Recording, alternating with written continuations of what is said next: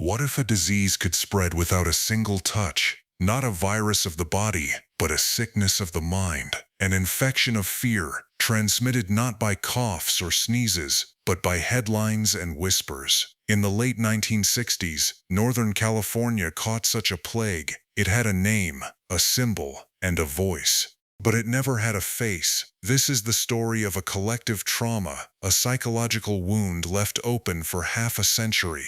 The story of how one man's reign of terror became a city's chronic illness. The first symptoms appeared on December 20th, 1968, a quiet lover's lane on Lake Herman Road.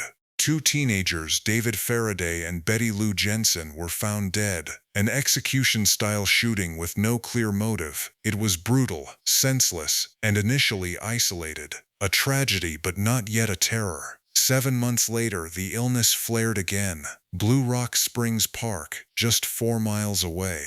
Another young couple attacked in their car. Darlene Ferrin died. Mike Maja survived, but the psychological damage was immeasurable. 2 attacks, 4 victims. Panic hadn't set in yet, but the pathogen of fear was incubating in the Bay Area's bloodstream. Then came the phone call. A calm male voice reporting the second attack to the police. He claimed responsibility for both. The invisible killer now had a voice. The sickness was about to name itself. On August 1st, 1969, the infection broke containment. It arrived in the mail. 3 nearly identical letters were sent to 3 different Bay Area newspapers. The author confessed to the murders, providing details only the killer could know. He was establishing his credibility, and he signed off with a name that would become synonymous with dread. This is the Zodiac speaking. This wasn't just a confession, it was a psychological assault. He weaponized the press, turning them into unwilling carriers of his contagion. His demand was simple. Publish his letters, including a complex cipher, on the front page, or he would kill again. The diagnosis was clear. The city was dealing with a malignant narcissist who craved attention more than anything. Fear was his tool, but fame was his goal.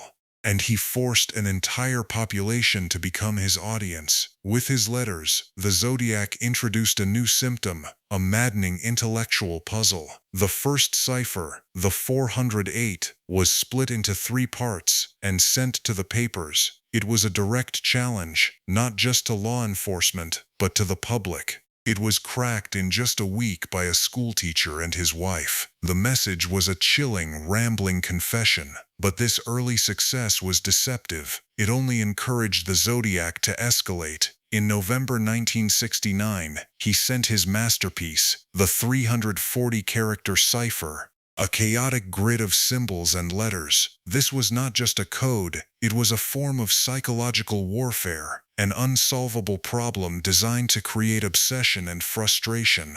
For decades it tormented investigators, cryptographers, and amateur sleuths.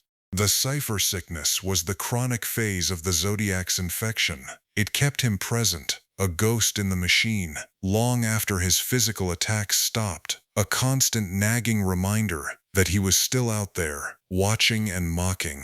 It would take 51 years for the 340 cipher to be solved, revealing another taunting, narcissistic message, a half-century of mental energy spent on one man's ego. As the ciphers infected the public mind, the Zodiac proved his physical threat was far from over. On October 11, 1969, he committed his most brazen act. He hailed a cab in San Francisco's theater district. The driver, Paul Stein, was directed to a wealthy neighborhood where he was shot and killed. The killer then did something that elevated the psychological stakes. He took a trophy. He tore a piece from Paul Stein's blood-stained shirt. This was no longer just about killing. It was about providing irrefutable, tangible proof. Days later, a letter arrived at the San Francisco Chronicle. Inside was the fabric swatch. The invisible terror now had a physical artifact. The abstract fear that haunted the Bay Area was now grounded in a horrifying reality. The paranoia became palpable. Anyone could be the Zodiac, the man next to you on the bus, the person in the car behind you. The social fabric of trust was eroding. In the face of this psychological epidemic, law enforcement mounted a desperate search for a cure: the killer's identity. The investigation was massive, spanning multiple jurisdictions and interviewing thousands of people. Countless suspects were considered, but one name consistently rose to the surface: Arthur Lee Allen. He owned the same type of gun, wore the same size shoes, and reportedly made cryptic confessions, but the evidence was always circumstantial. His fingerprints didn't match. His handwriting was debated. A DNA test years later on a Zodiac envelope was inconclusive. Each promising lead that turned into a dead end was another blow to the city's psychological health. The hope for a cure, for justice and closure, was repeatedly raised and then dashed. This cycle of hope and despair created its own form of trauma, a learned helplessness in the face of an unbeatable foe. For decades, the mystery was framed around a single question: who was the Zodiac? But perhaps that was the wrong question. The twist isn't a new suspect or a deathbed confession. It's a medical reframing of the crime. The Zodiac's true victim count isn't 5, or 7, or even the 37 he claimed. His true victim was the collective psyche of an entire region. He was a virus who attacked the central nervous system of society, our trust in one another, our sense of safety in our own homes and neighborhoods. And because he was never caught, the infection was never cured. It didn't die, it just went dormant. The Zodiac's greatest success wasn't evading capture. It was transforming his personal pathology into a public health crisis that lingers to this day. How does a community heal from a wound that never fully closes? It learns to live with the scar. The story of the Zodiac is a chilling case study in the power of fear to shape our mental landscape. It reminds us that the most enduring threats are often the ones we cannot see.